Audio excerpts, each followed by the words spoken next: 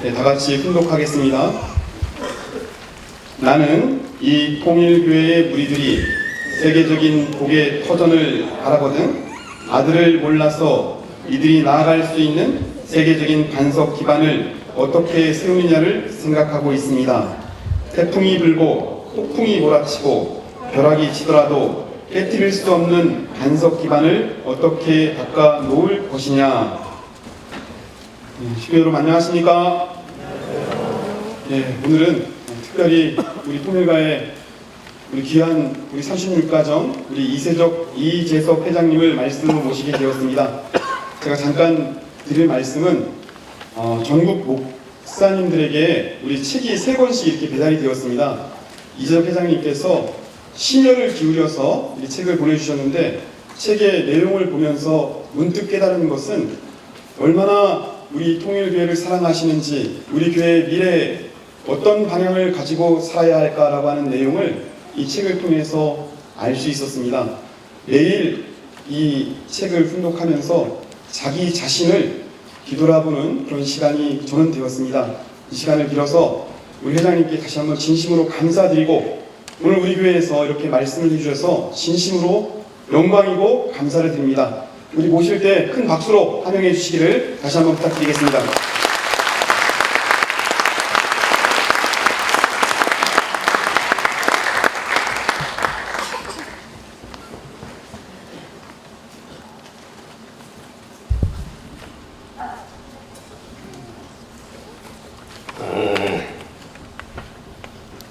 이재용 부총장님과 이재일 교목실장님, 권성구 교장님, 그리고 대학교의 형제자매님 여러분 안녕하십니까?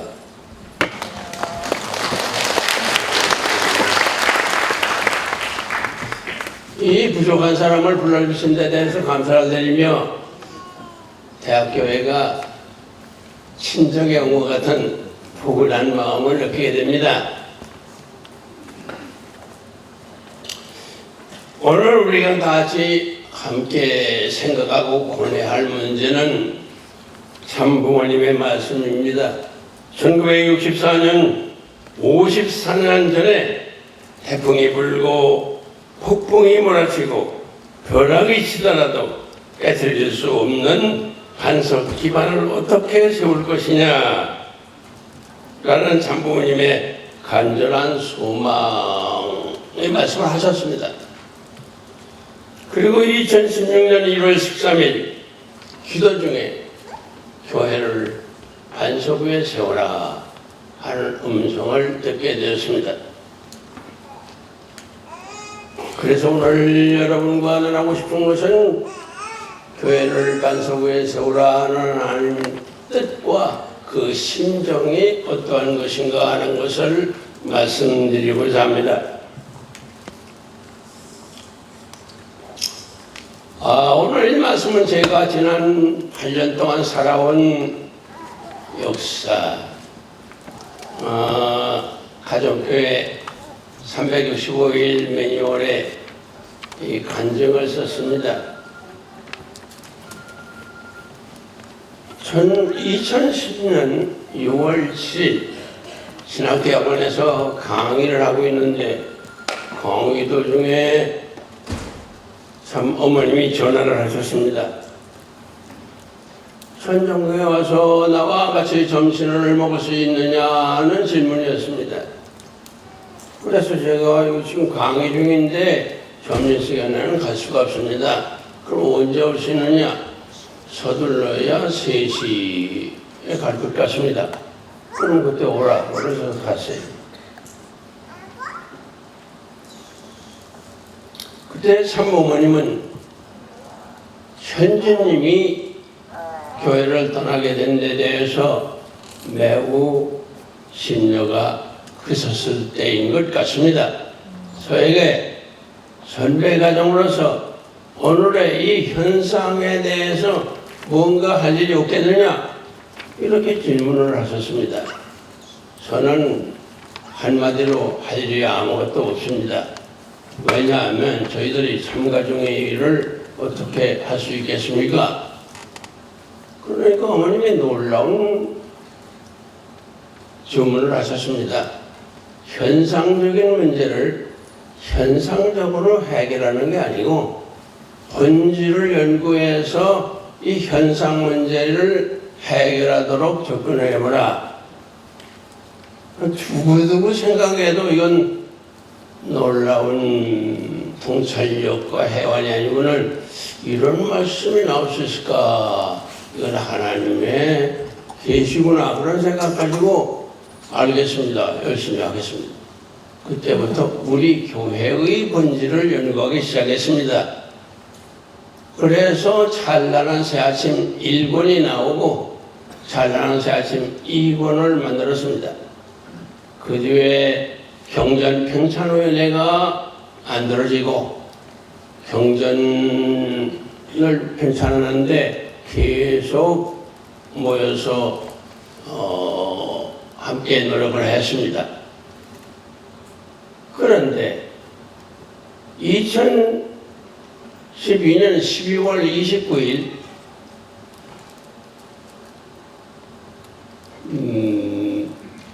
아산에서 완행열차를 타고 서울역에 내려가지고 이제 교회를 걸어가려면 그 건널목을 건너가야 되지 않습니까? 건너가서 솥발자국을 댔습니다.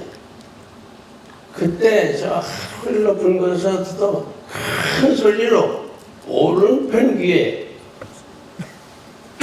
너 왜 구경꾼이 돼가느냐, 방관자가 되지 마라 하는 음성을 들었습니다. 그러니까 내용도 모르고 눈물이 벌써 떨어지면서 아유 잘못했습니다. 그러고 한 발자국 두 발자국을 떼놓는데 제가 제 자신에게 말합니다. 하나님, 저는 지금 80세가 넘었고요. 그런 일을 할 수가 없습니다. 그러니까 하나님께서 그래? 그러면 내가 지금까지 뜻안에서 걸어오는 길을 다시 가라면 갈 수 있겠느냐? 어이구, 천만의 말씀입니다. 절대 못 갑니다. 고개를 살에서 날들었어요. 그랬더니 그렇게 갈 수 없는 길을 내가 어떻게 걸어왔느냐? 그게 오늘 하나님의 은혜와 참부모님의 이끄심으로 왔지요. 그래, 그럼 내가 걸어온 게 아니지 않느냐? 그러면 너도 어떤 일이든지 네가 하는 게 아니라 하나님과 참부모님에 의해서 되어지는 거니까 그대로 해야 된다는 말씀이었습니다. 그래서 알았습니다. 뭐 열심히 해보겠습니다. 그러고는 갈 길을 옮기고 법무교에 갔습니다. 경전편찬위원회에서 천성경을 만들어서 초안이 됐습니다.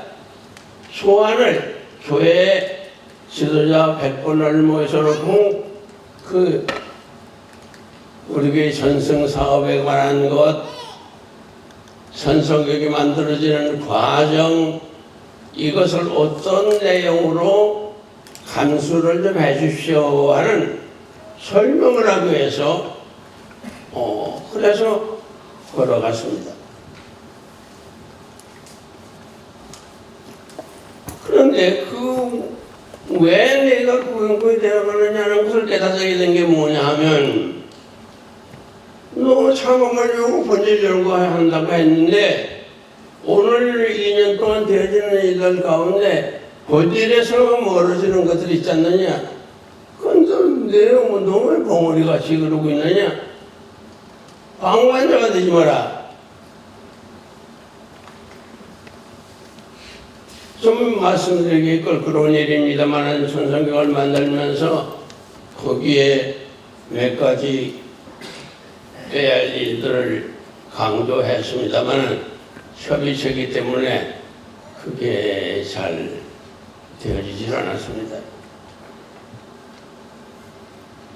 하나님은 본질을 연구한 사람이 본질과 멀어지는데 왜 그렇게 소극적으로 앉았느냐, 적극적으로 나서라 하는 경각심을 불러일으키는 경고였습니다.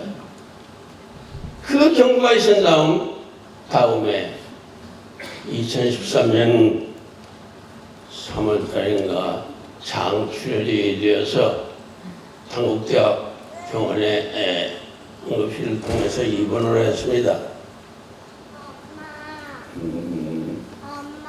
그런데 어디서 피가 나오는지를 알지 못해서 꽤 오랫동안 입원하고 있었는데 올해라는 게 근데 퇴원하는 날짜가 정해졌는데 그때 민족종교연구회 박홍래 원장과 김영화 전북공교회 부회장이 찾아왔습니다. 아니 서울에서 천안까지 의외로 찾아온 분을 깜짝 놀라는 표정으로 맞이했습니다. 그런데 박홍래 원장이 그분이 상당히 영통을 하는 사람입니다. 저에게 하나님이 보내서 왔습니다. 이야, 참 큰 소리 하는구나. 하나님이 보내서 왔다니까 긴장될 거 아니겠어요? 그 사람이 그런 경험이나 예언이 맞는지 안 맞는지는 자차고라도 하나님이 보내서 왔다니까 긴장을 했을 거예요. 회장님 왜 장수를 한지 아십니까? 내가 그걸 어떻게 하느냐? 낡은 피를 다 뽑아버리고 새 피로 갈아넣고 새로운 교회의 중요한 일을 맡기기 위해서 하나님이 시가름을 하는 것입니다. 앞으로 날짜까지 딱 정해가지고 그날이 되면 최고 결의기관인 시린위원회에 들어갑니다. 그렇고 하세요. 그런데 그 날짜가 맞는가 맞는지 모르지만 얼마 후에 우리의 그 재단 국진님과 형제님이 재단 이사를 그만두고 김영 회장과 제가 이사에 들어가게 됐습니다. 그 이사 수가 7명이었습니다. 야, 참 우연의 일치인지는 모르지만 묘하다. 그러고 있었는데 제2회 기원절에 헌법이 제정 발표되고 거기에 헌법기관인 최고위원회가 조직이 되면서 최고위원회 의원으로 임명을 받았습니다. 헌법 33조를 보면 최고위원회는 전일국의 전일국의 정체성과 이념을 위해서 논의하고 협의하는 기관이라고 명시되어 있습니다. 그러니까 이 박홍래 원장이 중요한 일을 한다. 그 사람의 해석대로 한다면 오얀 자는 소나무를 가리키는데 소나무에 열매를 맺는 것, 참 어머님 하시는 일에 열매를 맞아드릴 사명이 있습니다. 이런 설명을 해서 근데 최고위원회에 들어갔으니까 그게 믿든 안 믿든 이 중요한 의결기관에 들어간 건 사실이고 그래서 전국의 정착과 완성에 관해서 논의 제안서를 썼습니다. 그런데 여러 가지 제정해야 될 5원, 천법은 여러 가지 5원에 대한 법률 그런 것들을 검토를 하고 이 제안서가 논의할 시간이 없습니다. 그래서 그 제안서를 책으로 만들어낸 것이 우리 교회의 나아갈 길입니다. 그것이 전국 제1회 최고위원회 때 제출된 전국 정상과 완성을 위한 논의 제안서가 논의되지 않으니까 책을 만들어서 그 책을 최고위원회에 보내고 또 그것을 송화사를 통해서 발매하게 되어졌습니다.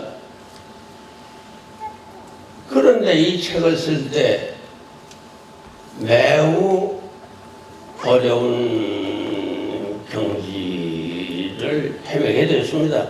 제3의 기원절에, 그때는 기원절 현장국 경배식이 새벽 5시에 있습니다.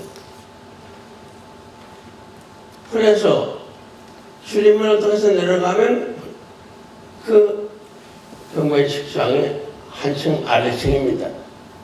계단을 걸어 내려가는데 거기에서 헛들려 가지고 넘어졌습니다. 그래서 무릎이 많은 충격을 받고 걷기가 어려운 상태가 되었습니다. 그래가지고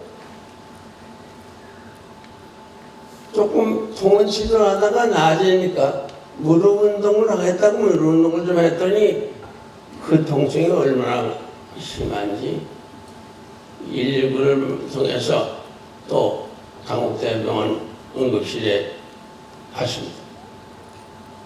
그런데 무릎 그렇게 무릎의 통증이라는 건 쉬운 게 낫는 것도 아니고 아주 고통스럽다는 의사의 설명을 들었습니다. 그렇기 때문에 무릎이 아프니까 양쪽에 얼음팩 3개를 달고 아이고 하면서 쓴 게 우리 교회 나갈 길입니다. 벙어리가 되지 않기 위해서 참관자가 되지 말라고 하는 음성을 제 마음속에 계속 들으면서 하나님이 왜 구경꾼이 되느냐, 참관자가 되지 말라는 말씀을 마음속에서 매일 들으면서 이 아픔과 고통을 겪으며 우리 교회에 나아갈 길을 썼습니다. 그 다음에 우리 교회에 나아갈 길을 쓰니까 나의 신앙, 나의 갈 길은 뭔가 하는 걸 얘기하게 됐습니다. 그것이 나의 신앙, 나의 갈 길, 참사랑 수련입니다. 우리는 참사랑의 종교입니다. 참사랑을 어떻게 수련해서 참사람이 되는 참사랑의 인간, 참사랑의 가정을 이루느냐? 거기에 대해서 쓴 것이 참사랑 수련입니다. 그것을 쓴 다음에 여기저기에서 영통했다는 사람들이 많아요. 그래서 국감에서 한 분이 찾아와가지고 내가 유효원 회장님을 만났는데 어느 집단에 가라고 해서 그걸로 갔습니다. 손질을 하는 거예요. 6시간 대화를 해도 전혀 해결책이 없었습니다. 여기저기에서 영적인 그런 채무라는 사람 들려오고 자기를 합리화하고 그렇기 때문에 너가 하나님의 음성을 들었다. 그걸 어떻게 해줘야 되느냐?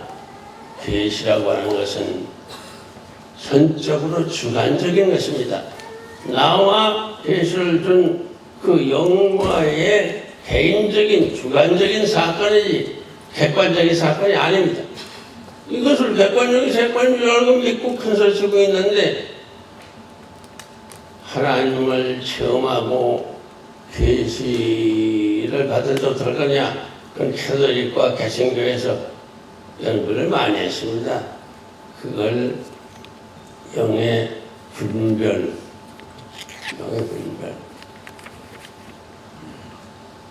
우리는 참 아버님이 채울신앙을 얼마나 강조했습니까? 채울신앙을 하려면 무슨 하나님을 만나야 될 거 아니에요.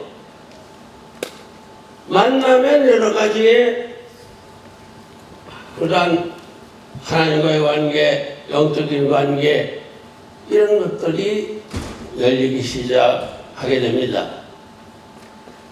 그러니까 이 계시라고 하는 거, 영적인 어떤 체험을 했다. 그건 선적으로 주관적인 것입니다. 그것이 객관화되기 위해서는 결과를 봐야 됩니다. 결과. 그래서 선정역사냐 양역사냐 그걸 구별할 필요가 있다. 식별. 그래서 하나님 체험과 영성 지도라는 책을 썼습니다.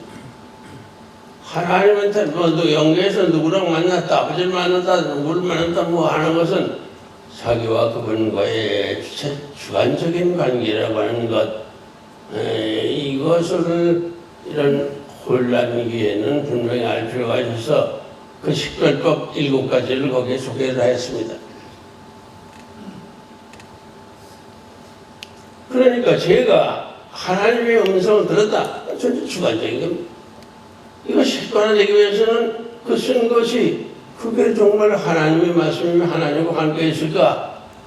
그 결과를 보아 알 수 있는 것이라고 생각합니다.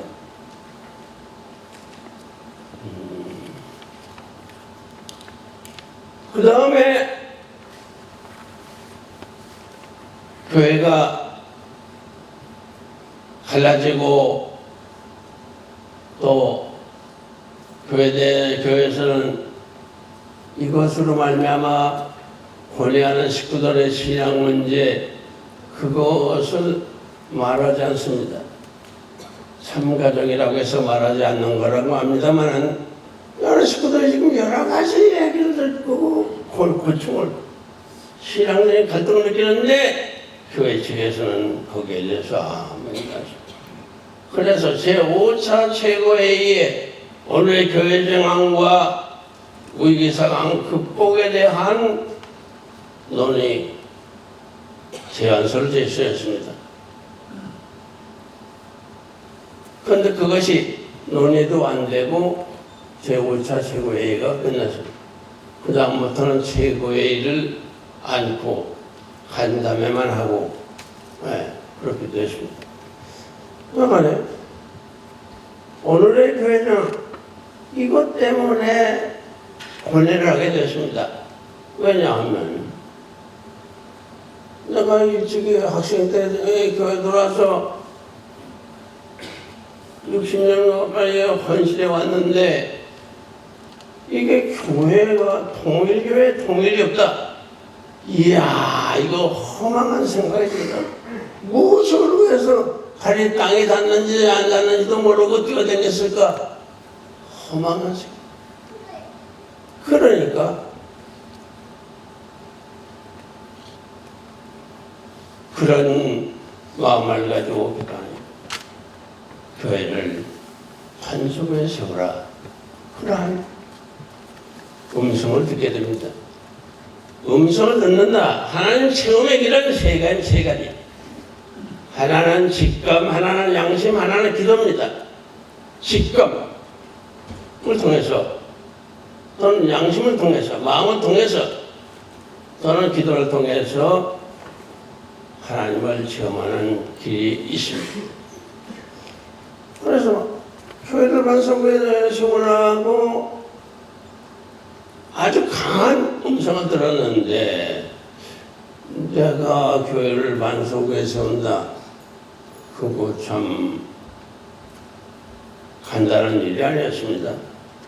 그래서 걱정을 하고 기도하면서 1916년 1월 31일에 교회를 반석에 세우라고 하는 그 음성을 들었는데 너 어떻게 그때 저 서셨습니까? 나이 먹은 사람이에요. 무슨 식처럼 있는 것도 아니고. 그래서 응원을 하다가 10월 16일 됐습니다. 그러니까 제2차 장출혈로 또 당국자 응급실에 실려갔습니다. 그런데 그 원인을 밝히기 위해서 위내시경, 장내시경을 아무리 찾아봐도 거기 이미 음식물질이 차 있으니까 잘 자취를 못했어요. 그 4일 금식을 했습니다. 피를 다 쏟아버리니까요 얼굴이 하얘지고 헛소리하게 돼요. 여기가 어디지? 거기다가 4일 금식을 했습니다. 그런데 24일 되는 날 2016년 10월 20일 내 의지 아니게 전국 원로 목회자회 회장 양준수 회장에게 전화를 걸었습니다. 교회가 지금 어려운 입장인데 1세대 지도자인 전국 목회자회에서 교회를 반석에 세우는 말씀 연구를 좀 하면 어떻겠느냐? 그러니까 좋습니다 하시죠. 그래서 10월 27일 10시에 했으면 좋겠다.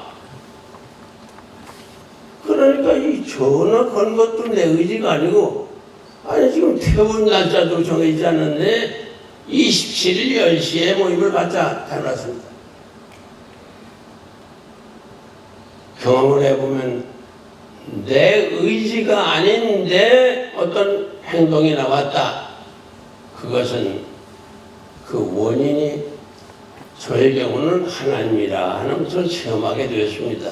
원인 없는 것, 내가 하고 싶어 하는 것, 내가 해야겠다고 하는 거 아닌 것은 이것은 원인 없는 결과가 나타났을 경우에는 하나님의 역사라 하고 이해를 하게 되었습니다. 그래서 10월 23일에 퇴원을 해서 집에 와가지고 저는 일찍이 원고 없이는 얘기를 못하는 사람이니까 원고를 썼습니다. 전국 목회자회 10월 27일 말씀할 원고를 썼습니다. 원고를 다 쓰고 끝났는데 그냥 계속 눈물이 하염없이 눈물이 흐르는 거예요.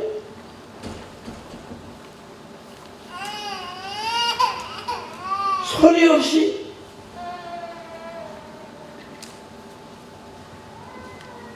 흐느끼시는 하나님, 그게 1시간을 넘었습니다. 하나님의 오늘 우리 교회 현상을 바라보시면서 얼마나 슬픔을 겪으시고 고통을 겪으시는지 그냥 말도 할 수 없이 하염없는 눈물을 흘리고 계십니다.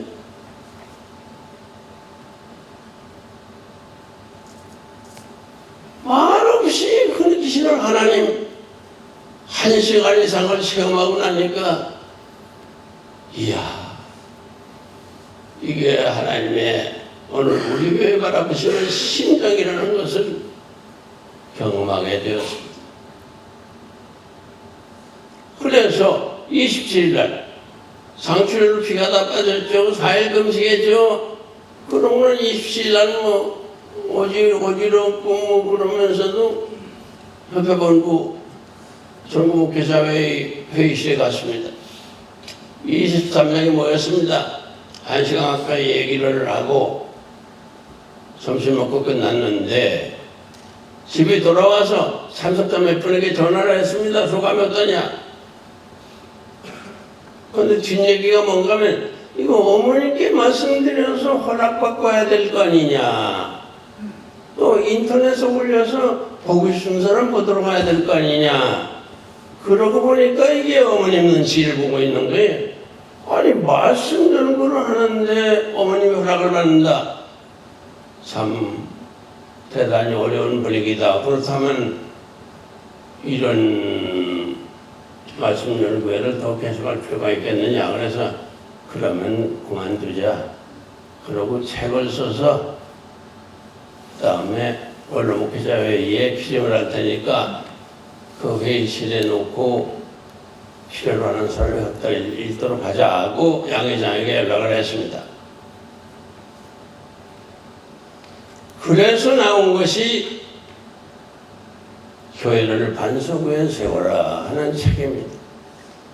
그 책이 나온 다음에 문성숙 430가정 자매가 그 책을 읽고 감동을 받았는지 400권을 사서 전국 목회자 300명, 그 다음에 원로 목회자의 100권을 기증을 했습니다.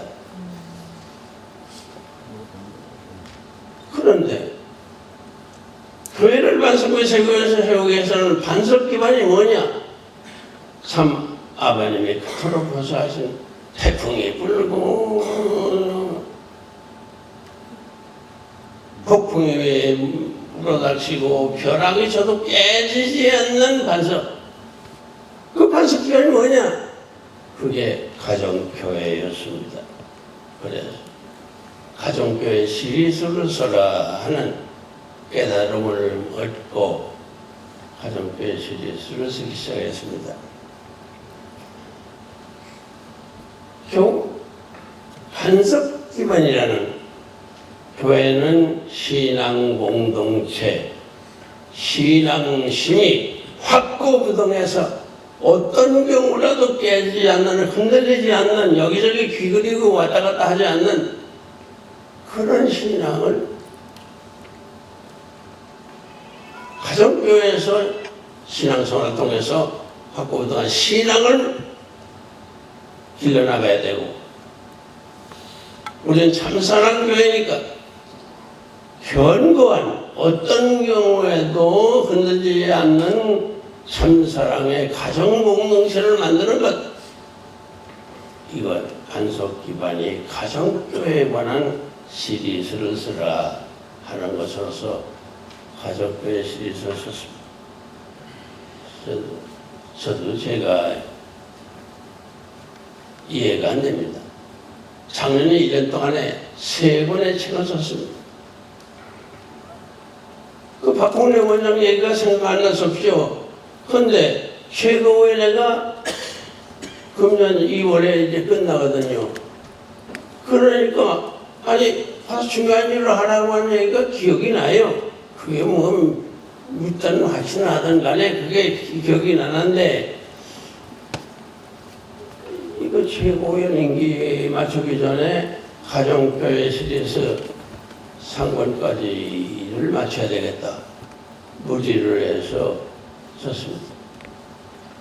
무리를 하니까요. 안지나 소나 그것만 생각하니까 살라고 누워있어도 의식이 잠이 안 들고 멍해서 불면증이 걸렸습니다. 불면증이 걸리니까 기침하고 가래가 나오더니 제2차 폐렴으로 입원을 하게 됐습니다. 금년 1월 1일입니다. 폐렴. 이 후유증.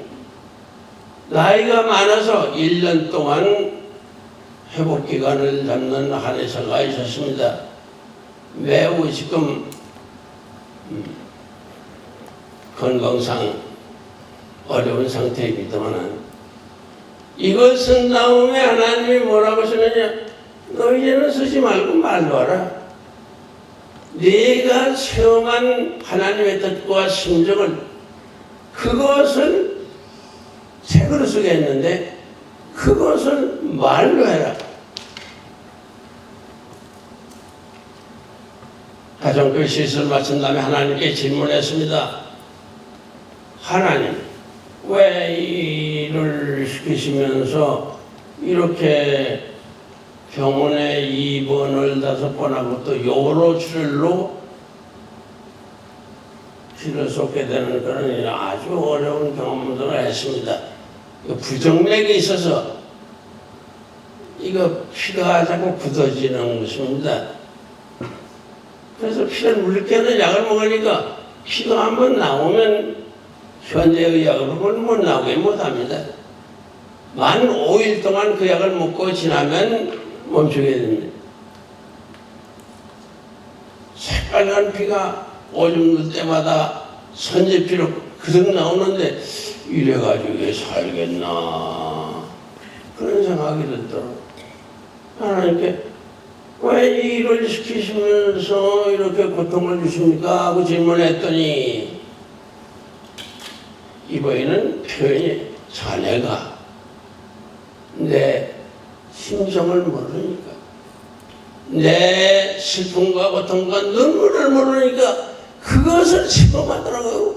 그것을 책에 쓰게 한 거다. 제 책을 읽으시면 그런 하나님과의 관계, 특히 이번 가정교회 시리즈 제3권 거기에 본질 연구와 하나님의 역사라는 제목으로 한 20페이지 썼습니다. 자네가 내 심정을 모르니까 내 슬픔과 아픔, 눈물을 경험하도록 해서 그것을 책으로 쓰기를 바라고 했어.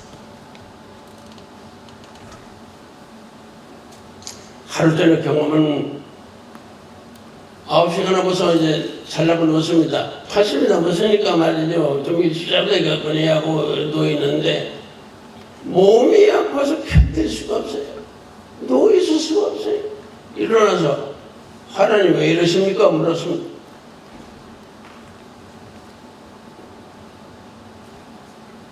아니 나는 지금 마음이 이렇게 아파, 마음이 아파서 견디기 어려운 지경인데, 아니 너는 잠을 자느냐?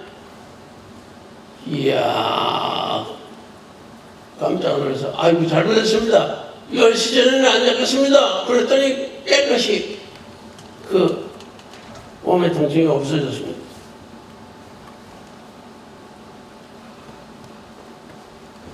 그런데 여러분이 아시다시피 지금 책을 읽는 시대가 아닙니다. 책을 돈 주고 사는 일 별로 없어요. 그러니까 이걸 이렇게 써놨는데 책을 읽는 사람이 없으니 어떻게 될 건가 하는 걱정이 들어서 효종 글로벌 재단 김석경 이사장한테 전화를 했습니다.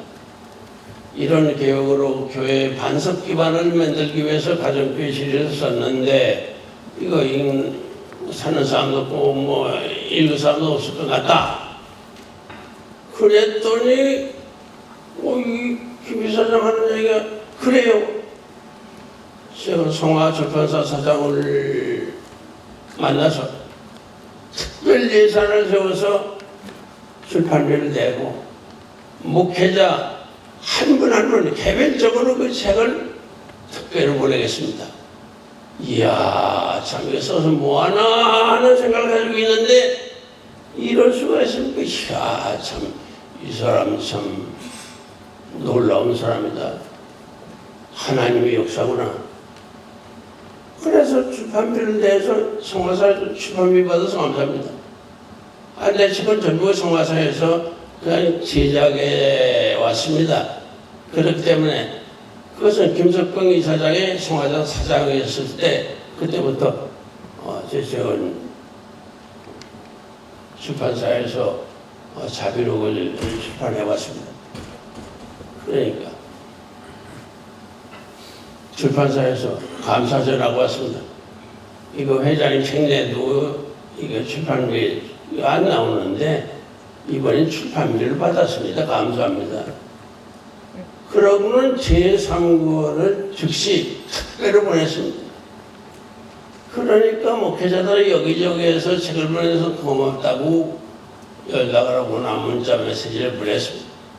그러면서 이거 상권만 보낸 게 아니라 아니 1, 2권이 있어야 1권은 신앙편, 가정교회의 신앙생활, 2권은 수련편, 가정교회의 영성수련 스케줄, 3편은 생활편, 실천편, 365일 가정교회 매뉴얼. 상권 1, 2권 없이 잘 모르겠다. 1, 2권을 보내달라는 말이 쇄도하니까 1, 2권도 즉시 보내서 전국 목회자들에게 가정교회 시에서가 전부 개별적으로 배달됐습니다.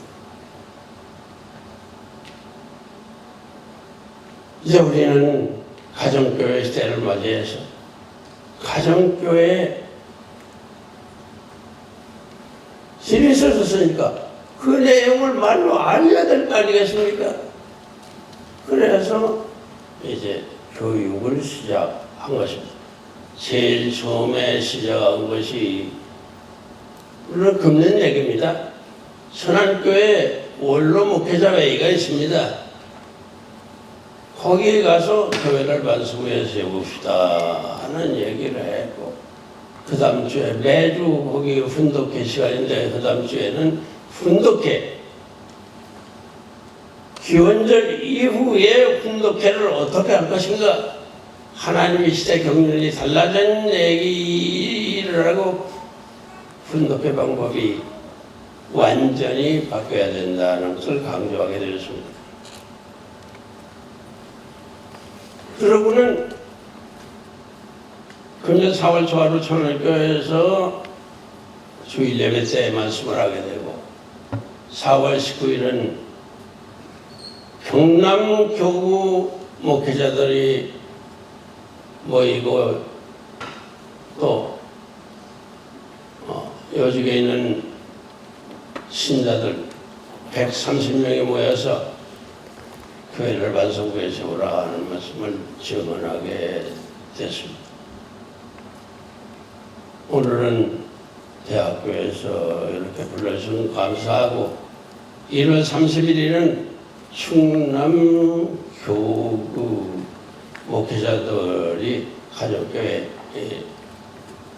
세미나를 통해서 두 강자 얘기를 하도록 되어 있습니다. 첫 강자가 교회를 반석구에 세웁시다.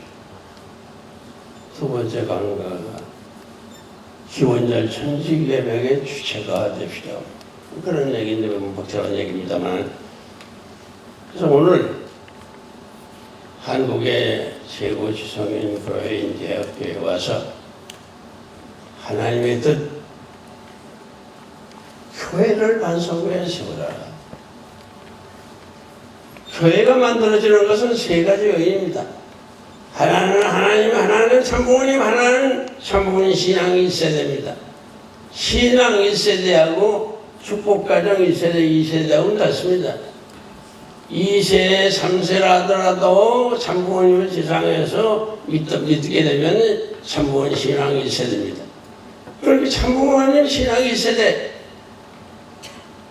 여러분들이 교회를 세우는데 젊음을 바쳤는데 여러분부터 교회를 반석구에 세우는데 앞장서달라. 그래서 두 번째 장출혈로 입원을 하도록 이런 그 비상조치를 통해서 깨닫지 못하니까 전화를 해서 그 모임을 갖게 되어진 것입니다. 신앙 1세대들이요. 하나님의 뜻, 교회를 반석구에 세우기를 바라시는 하나님의 뜻, 교회의 어려움을 바라보시면서 슬픔과 고통과 눈물을 흘리고 계시는 하나님, 그 하나님의 눈에서 눈물을 씻어드리지 않겠습니까? 네.